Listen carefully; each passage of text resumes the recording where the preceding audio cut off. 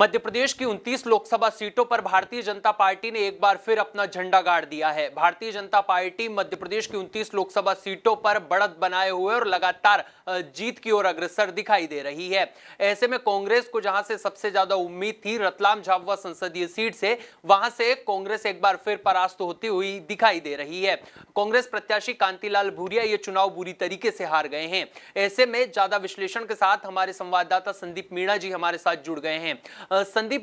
कितनी उम्मीद कांग्रेस को रतलाम झाबुआ संसदीय सीट से थी और अब हार की कगार पर जो है वो कांतिलाल भूरिया पहुंच गए और यूं कहें कि हार ही गए चुनाव।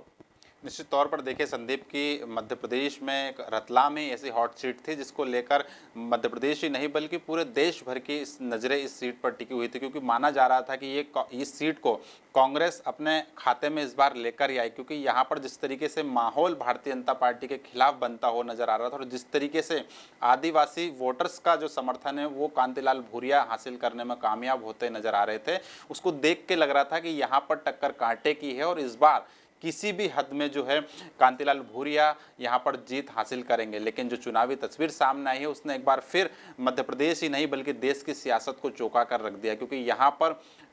छोटे मोटे अंतर से नहीं बड़े प्रचंड मार्जिन से जो है यहाँ पर अनीता नागर सिंह चौहान ने जीत दर्ज की है और कांतिलाल भूरिया को शिकस्त का सामना करना पड़ा है। चूँकि इस विधानसभा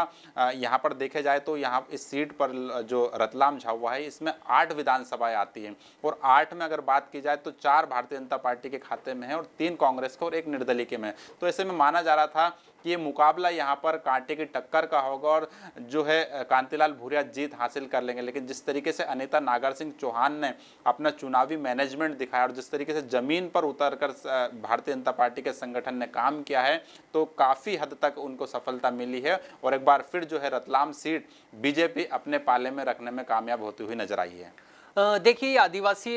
पूरा इलाका जो है वो आदिवासी वोटर्स से घिरा हुआ है, तो क्या माना जाए कि मोदी मैजिक आदिवासी मतदाताओं में बरकरार रहा है और क्या वही नतीजे जो है वो सामने आए हैं? निश्चित तौर पर देखिए विधानसभा चुनाव की अगर हम बात करें तो यहाँ पर मुकाबला 50-50 रहा। 3 सीट कांग्रेस के खाते में ही, 4 भारतीय जनता पार्टी के खाते में ही और 1 निर्दलीय प्रत्याशी यहाँ पर जीत दर्ज करता है। तो ऐसे में ये माना जा रहा था कि यहाँ पर कहीं ना कहीं जो आदिवासी जो निर्णायक भूमिका निभाता है, यहाँ का आदिवासी वोटर्स हार जीत का अंतर तय करता है। ये माना जा रहा था कि इस बार कांग्रेस का साथ दे सकता है, क्योंकि चूंकि कांतिलाल भूरिया बड़े आदिवासी चेहरा कहलाया जाता है और पूरा इस रतलाम सीट से काफ़ी बार वो चुनाव जीते हैं। ये सीट जो है 1952 से कांतिलाल भूरिया ने यहाँ से इलेक्शन लड़ना चालू किया, तो वो लगातार जो बात की जाए वो कांग्रेस के खाते में सीट को लेकर आए हैं और कई बार वो सांसद भी चुनते हुए आए हैं। ये सीट अगर हम कहें तो 1952 से 2009 तक कांग्रेस के खाते में रही। इस सीट को कांग्रेस का अभेद किला कहा जाता था, लेकिन 2009 के बाद यहाँ पर भारतीय जनता पार्टी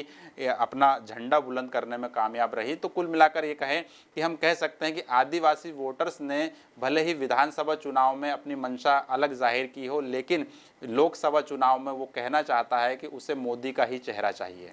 देखिए, वन मंत्री का भी एक बड़ी भूमिका रही है जिस तरीके से उनकी पत्नी ने चुनाव लड़ा है, लेकिन कहीं ना कहीं पीछे से वन मंत्री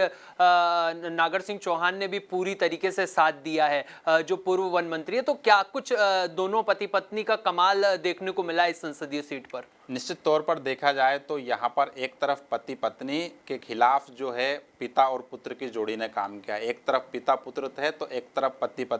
पति और पत्नी थे आमने सामने। चूंकि इस चुनाव में अगर हम देखें तो यहाँ पर व्यक्तिगत टिप्पणियां भी काफ़ी देखने को मिली। कांतिलाल भूरिया की तरफ से ये बयान दिया जाता है कि नागर सिंह चौहान डाकू है, उनकी पीढ़ियों को डाकू कहा जाता है। तो जवाब में यहाँ पर नागर सिंह चौहान भी अपनी प्रतिक्रिया तीखी तल्ख टिप्पणी करते हुए नजर आए। तो कुल मिलाकर ये कहें कि यहाँ पर व्यक्तिगत मतभेद भी देखने को मिले, व्यक्तिगत जो है एक दूसरे पर टीका टिप्पणी भी की गई है। कांतिलाल भूरिया के जो बेटे हैं विक्रांत भूरिया, उन्होंने अपने पिता को चुनाव जिताने के लिए जी तोड़ मेहनत की। इतना ही नहीं, वो यूथ कांग्रेस के प्रदेश अध्यक्ष थे, उससे भी उन्होंने इस्तीफा दे दिया ताकि वो अपने पिता को पूरा समय दे पाएं और निश्चित तौर पर जो है पूरे दमखम के साथ चुनाव प्रचार कर पाएं। लेकिन आखिर में देखने को ये मिला, क्योंकि चूंकि यहाँ पर मध्य प्रदेश शासन के कैबिनेट मंत्री नागर सिंह चौहान और उनकी पत्नी अनीता नागर सिंह चौहान, चूंकि दोनों की जोड़ी यहाँ पर काफ़ी ज़मीनी स्तर पर चुनाव प्रचार करते रही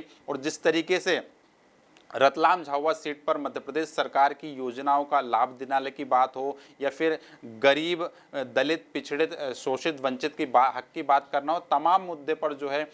यहाँ पर भारतीय जनता पार्टी जो है मजबूती से खड़ी हुई नज़र आई है। और यही वजह रही है कि एक तरफ कांतिलाल भूरिया और विक्रांत भूरिया यहाँ पर चुनाव लड़ते हुए नजर आए, तो दूसरी तरफ अनीता नागर सिंह चौहान और जो है उनके पति है नागर सिंह चौहान, ये चारों के बीच में जो यहाँ पर इलेक्शन देखने को मिला है काफ़ी रोचक था, क्योंकि ये जो सियासी सरगर्मियाँ थी सातवें आसमान पर नज़र आ रही थी और ये माना जा रहा था कि जो नतीजे होंगे वो बेहद चौंकाने वाले होंगे, लेकिन ऐसा नहीं हुआ है। नतीजे भारतीय जनता पार्टी के पक्ष में आए हैं और रिजल्ट जो है काफ़ी प्रचंड बहुमत के साथ अनीता नागर सिंह चौहान जो है अब यहाँ से जीत के संसद में पहुँचने वाली है। बहरहाल देखा जाए तो तमाम आरोप और प्रत्यारोप के बीच में एक बार फिर भारतीय जनता पार्टी ने रतलाम झाबुआ संसदीय सीट पर कमाल करके दिखाया है और अपने पिता को बचाने के लिए जुटे विक्रांत भूरिया को भी कड़ा तमाचा जो है वो भारतीय जनता पार्टी की ओर से मारा गया, ये कह सकते हैं। बहरहाल अब देखना होगा कि विक्रांत भूरिया का